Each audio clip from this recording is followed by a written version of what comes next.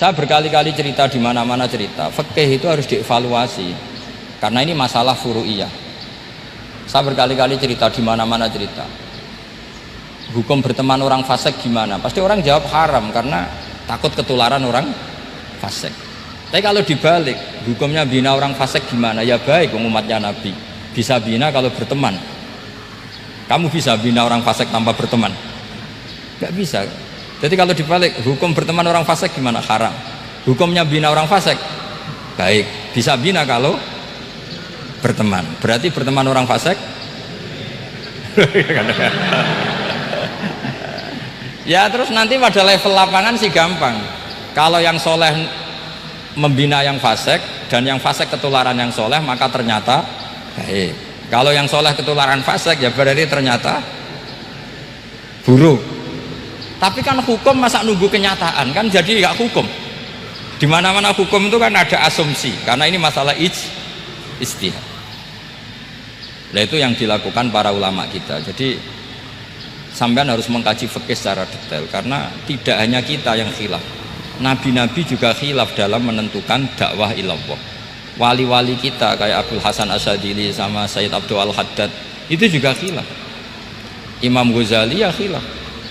Imam Suyuti itu kalau ketemu Al-Qastolani itu saling tidak nanya, saking nggak cocoknya, masyhur itu. Jadi ulama ya ora cocok. Bedanya nak saiki perkara partai gitu. Kalau orang dulu enggak, karena pakai asumsi karena memang susah. Ndak misalnya memang tak bedai, tak beri yang ndak misalnya ada orang rukuk kemudian kentut, itu sholatnya batal apa enggak jawab saja. Enggak, orang sholat kemudian pas rukuk kentut atau kelihatan auratnya, sholatnya batal apa enggak? Batal. Lah itu keliru nih sampean, itu salah dosennya mesti itu. Pertanyaannya gini, yang dikatakan sholat itu kan aqwalun wa af'alun muftatahatun bitakbir muftatamatun bitaslim. Lalu ketika sampai rukuk apa sudah namanya sholat jika kamu katakan batal? Namanya sholat aja belum kok sudah kamu katakan batal itu.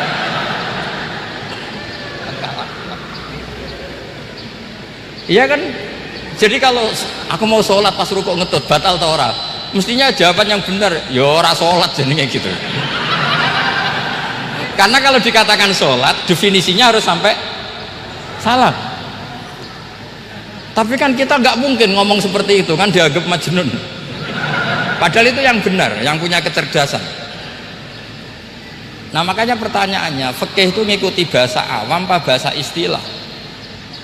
Kalau ngikuti bahasa awam ya kayak tadi, sholat kok pas rukuk kentut maka batal. Sebenarnya yang batal itu sholatnya apa rukuknya? Nah makanya terjadi perdebatan. Kalau yang pakar-pakar usuli itu salah istilah itu nggak mau. Saya ulang lagi, kalau pakar-pakar usuli itu salah istilah itu nggak mau. Terus misalnya tak beri contoh lagi. Kalau imam itu sudah salam pertama itu yang rukun kan salam pertama. Berarti setelah salam pertama imam sudah keluar dari sholat apa belum? Sudah kan? Yakin? Ya sudah. Sekarang sama tak bedai. Lalu makmum itu kesunatan langsung berdiri apa nunggu imam salam kedua? Enggak, jawab satu. Nunggu salam kedua kan? Nah, itu kriminalnya sampai anda dalam sufi itu. Kriminalnya begini, berarti anda membolehkan makmum bergantung sama orang yang sudah tidak sholat. Kata kamu setelah salam pertama dia sudah tidak sholat, berarti kamu menginstruksikan makmum berhubungan dengan orang yang sudah tidak sholat karena sudah keluar dari sholat ketika salam pertama. Kalau kamu didebat gitu gimana jawabnya? Pusing kan? Berarti robtul makmum bisolatiman sing wis laisa fi sholatin, berarti menggantungkan sholat sama orang yang sebetulnya sudah tidak sholat. Ada yang jawab, sebagian ulama fikih tetap disunatkan menunggu salam kedua karena salam kedua itu masih paket meskipun tidak rukun, dia paketnya selesai. Tapi selalu pertanyaannya gini, lalu setelah salam pertama itu imam masih sholat gak? Sudah sama berani dijawab toh? Nah ini pentingnya bodoh gak mikir. Jadi makanya bodoh itu barokah karena gak mikir. Jadi soalnya Robbana ma khalaqta hadza apa batila. Sing bodoh ya barokah, sing pinter ya barokah. Sing ora barokah ku maksiat. Wis ora ono barokah blas. Maka kan fikih itu seperti itu. Jadi ada disiplin, di situ ada disiplin ilmu. Yang kadang kita tidak cocok. Makanya Imam Syafi'i sendiri ngendikan, kadang beliau dengan gurunya, dengan Imam Malik sampai ngarang ikhtilafu Malik. Beliau punya data yang beliau itu sedang nggak sama dengan gurunya, yaitu Imam siapa? Malik. Karena mindsetnya itu beda. Tidak sampai misalnya saya tanya, sholat itu harus menghadap kemana? Tidak, jawab saja. Kiblat kan? Ukurannya apa coba? Namanya madhep. Wajah apa dada? Imam Syafi'i milihnya dada. Sekarang praktekkan dalam dialog keseharian. Saya jagungan sama Kiai Roba seperti ini, terus wajah saya begini, madhep enggak? Nah itu masalah. Terus pertanyaannya, madhep dengan dada itu fi sholat apa fil qiyam?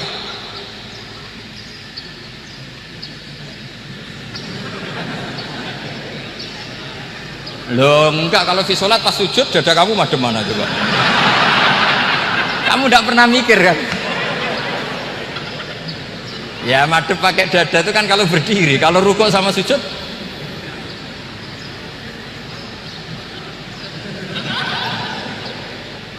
loh itu ulama itu jelimet gitu.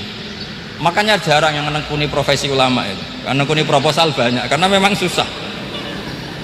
Jadi ulama itu orang yang cara berpikir sudah aneh, sehingga mereka detail. Maksudnya menghadap itu apa ukurannya? Ukurannya kalau berdiri ya dada, tapi nggak bisa kamu katakan at-tawajjuh fi sodri, aturan dalam sholat, fikuli sholat. Pertanyaannya lah kalau rukuk sama sujud dadanya menghadap kemana coba? Maka itu ilmu yang sudah jelimet.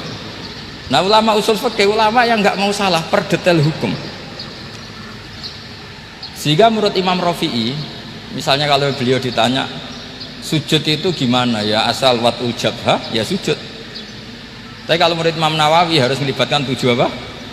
Anggota, yaitu al-jabhah, wal yaden, wal rukbaten, wal qadamain.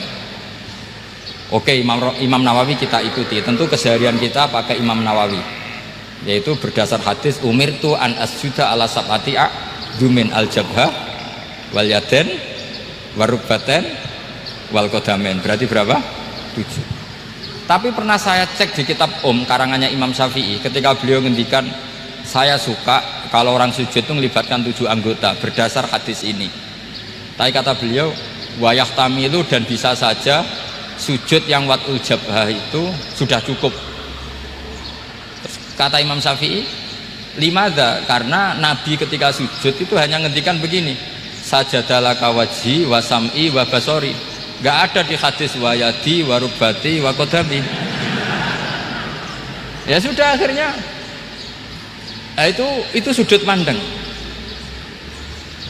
Terus gugatan kedua begini, ada orang muslim yang sujud sama berhala. Untuk menjadi murtad itu harus 7 anggota apa cukup watul jabhah alal ardi? Untuk sah menjadi murtad itu,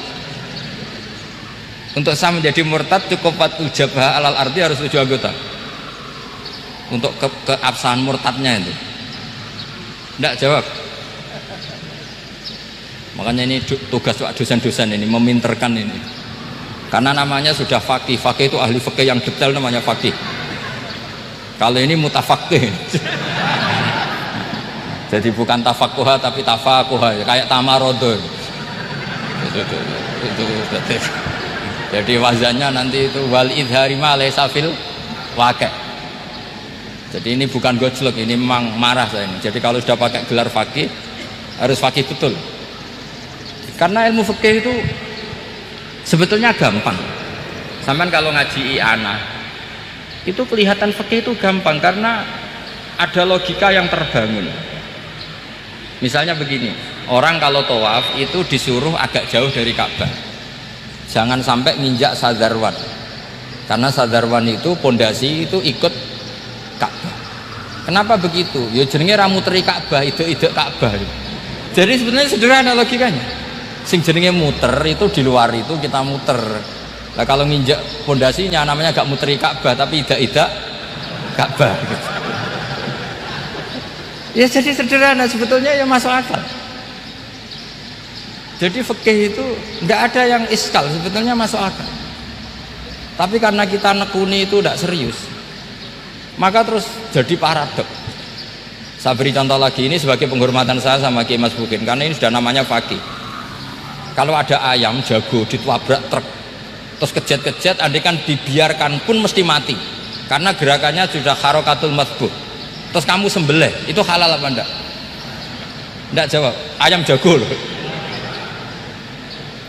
Kalau kamu katakan halal, dia sudah tidak punya hayatun mustaqirrah, kehidupan yang permanen. Andai kan kamu biarkan pun 1 menit lagi meninggal. Kejet-kejet kan mau prosedur saja, maksudnya pantasnya mati yo kejet-kejet sih, tapi sebetulnya sudah pasti mati. Maka ini ada 2 ulama. Kalau kata Imam Malik tetap namanya halal karena ruhnya masih di situ, sehingga ketika kita nyembelih ya nyembelih hewan yang hidup. Yang namanya nyembelih itu pokoknya mematikan yang punya ruh, sementara saat itu rohnya masih di situ, meskipun 1 menit lagi pasti mati. Tapi kalau mazhab Syafi'i enggak, ini sudah harokatul matbuh, tidak punya hayatun mustaqir. Sehingga dalam perdebatan ulama fikih itu lucu, kadang ya gampang mangkel nol. Misalnya begini, kalau ada anak lahir tidak ada amaratul hayat, nggak nangis, nggak bernafas, sunat disolati apa enggak? Siktun sing layas tahilu walayas, langsung lahir langsung mati, nggak ada amaratul hayat. Rata mikir tuh, itu tidak wajib disolati. Alasannya ya kan memang sholat alal mayit kan tidak pernah hidup. Di mana-mana mayit itu setelah hidup mati, ini kan tidak pernah hidup. Namanya ya qit'atul lahmin, ya potongan daging itu aja. Enggak. Jadi kadang fikih diwaca tenan jebule mangkel no. Terus ketika di kitab Minhajut Thalibin itu, kalau kamu keluar mani itu wajib mandi enggak? Wajib kan? Kalau keluar mani inzal itu kan wajib mandi. Nah kenapa nifas atau wiladah keluar bayi, kenapa ibu-ibu kalau keluar bayi wajib mandi? Alasannya lucu, li'annal walad maniyun pun akidun, itu kan wis mani cuma mengkristal. Jadi kadang pakai mangkel apa ya sembrono itu masuk wajib mandi wiladah itu karena apa? Li'annal walad maniyun mun akidun, itu mani sing wis mengkristal, mani sing wis jelalatan lah, lahir nangis macam-macam. Jadi ternyata karena kenapa fikih butuh alasan, nyari hadis tentang keluar anak mandi itu nggak ada yang sorry, yang ada adalah tentang inzal, innamal ma' minal.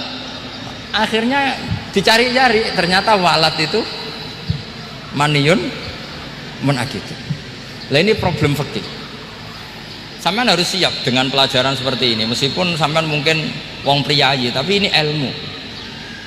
Ya, saya ulang lagi, ini ilmu. Sehingga ulama itu mau tidak mau harus mau mendengar, karena logika yang terbangun itu nunggu kalau mendengar. Kayak tadi Nabi malaikat Israel baru sadar, masa kekasih bunuh yang dikasih, masuk akal, iso mikir juga Israel.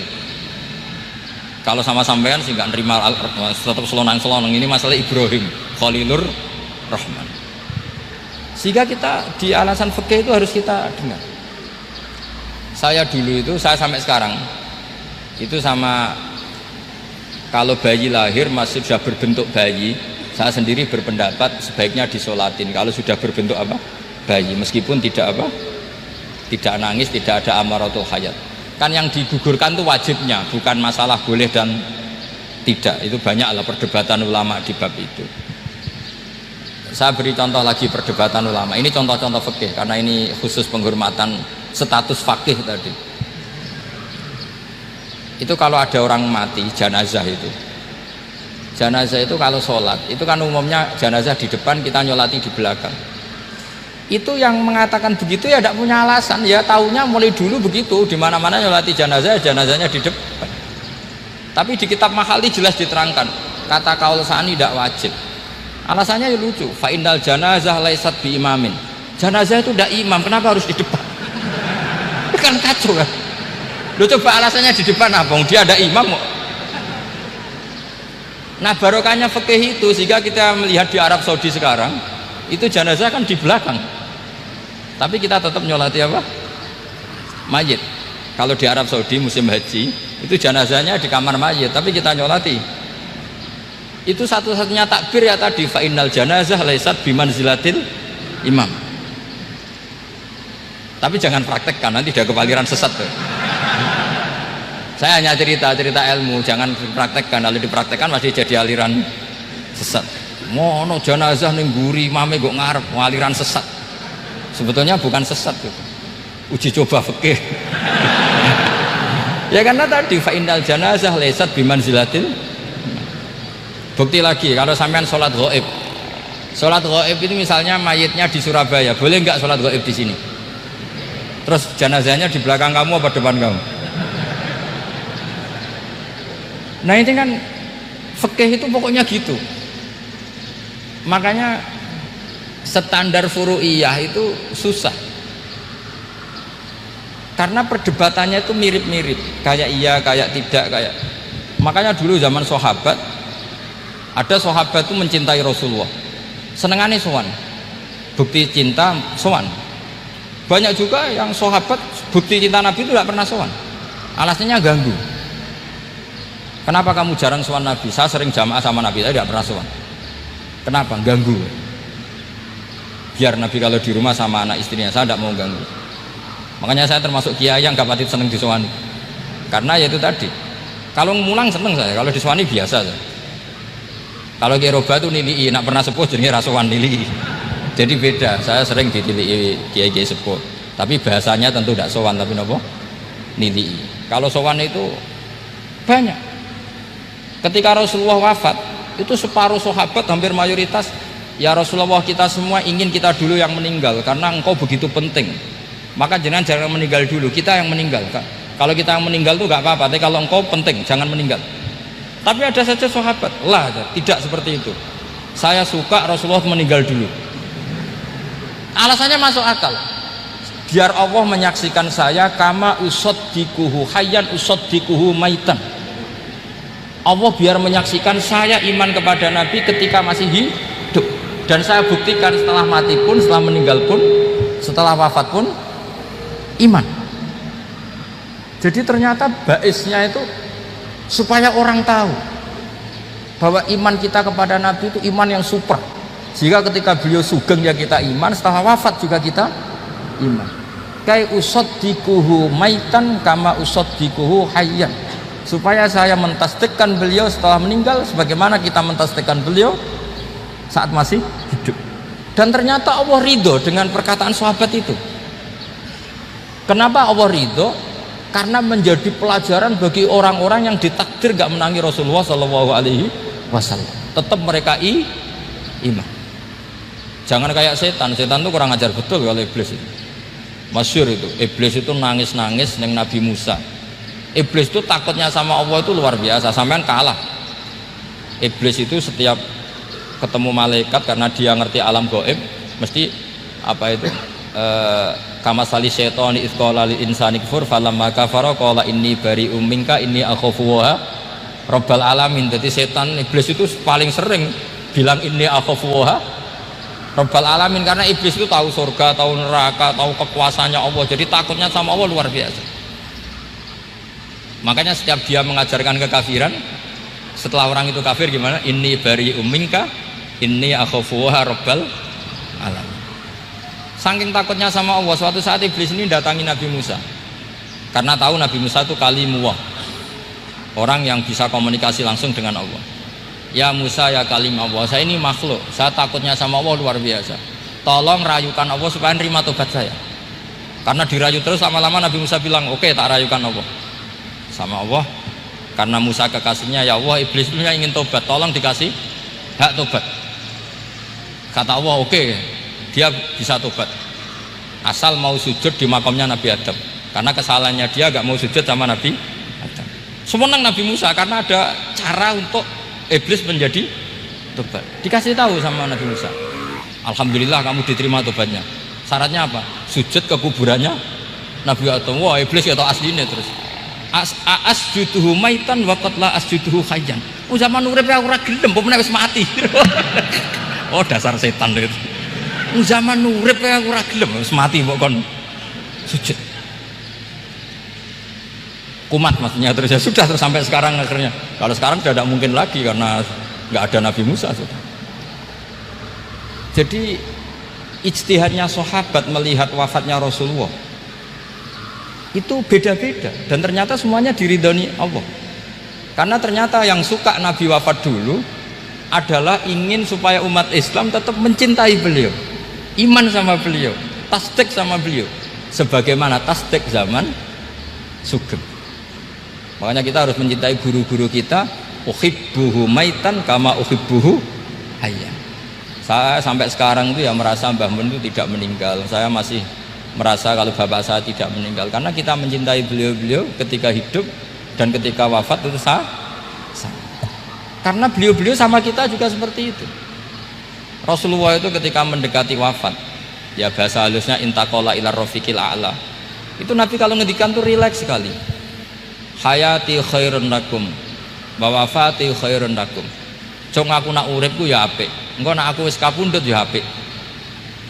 Fa amma hayati fali asunna lakum asunan. Sebagian riwayat fa innakum tuhadditsuna anni wa uhadditsu ankum. Kalau saya masih hidup, saya bisa mengajarkan kamu sunnah, mengajarkan kamu tradisi-tradisi yang benar. Dan ketika aku mati, ketika aku sudah wafat, maka saya jejer Allah, kata Nabi. Saya berdampingan dengan Allah, maksudnya dekat Allah. Tentu bila kaifin walan hisor. Terus sudah fa inna amalakum, amal-amal kamu diperlihatkan ke saya. Berhubung saya sudah dekat Allah, kalau amal kamu baik, saya muji Allah. Kalau amal kamu buruk, saya langsung mintakan ampun kepada Allah. Jadi Nabi rileks sekali. Artinya saya hidup bagus karena bisa mengajarkan kamu as-sunan wa syara'i'. Kalau saya wafat karena saya dekat Allah. Kalau kamu baik, saya muji Allah. Kalau kamu buruk, saya mintakan ampun kepada guru-guru kita juga seperti itu. Justru setelah wafat, beliau-beliau punya kesempatan dekat sama Allah, dekat sama al-malail a'la, sehingga mendoakan apa? Kita. Nah, terus kata Sayyid Muhammad, wala taqulu lima yuqtalu fi sabilillahi amwat. Kamu jangan pernah berkeyakinan atau berpendapat atau berkomentar kalau orang-orang yang mati fi sabilillah adalah berstatus apa? Mati, amwat. Kalah. Terus kata Sayyid Muhammad, hadza li amati syuhada. Ketentuan ini bagi umumnya syuhada. Artinya gini, umumnya syuhada saja tidak berstatus amwat, apalagi hadza Rasulullah sayyidul syuhada, sayyidul anbiya, sayyidul mursalin, tentu tidak pernah berstatus amwat. Ya saya ulang lagi ya, jadi zaman cara berpikir amatu syuhada, syuhada yang umum saja berstatus hidup, tidak boleh distatuskan amwat. Apalagi Rasulullah itu sayyidus syuhada, sayyidul anbiya, maka status beliau pasti hayyun la yamut, pasti beliau itu hidup tidak. Dan karena beliau itu asfaq, sangat sayang kepada kita, sebagaimana zaman beliau hidup itu sayang kepada kita sampai nangis-nangis minta hak syafaat, maka setelah meninggalkan pun beliau pasti sayang kita dan pasti berusaha supaya kita diampuni oleh Allah Subhanahu wa ta'ala. Sehingga ada sahabat yang tadi berpendapat kalau saya nggak masalah Nabi wafat dulu, supaya Allah menyaksikan saya usaddiquhu maitan kama usaddiquhu hayyan.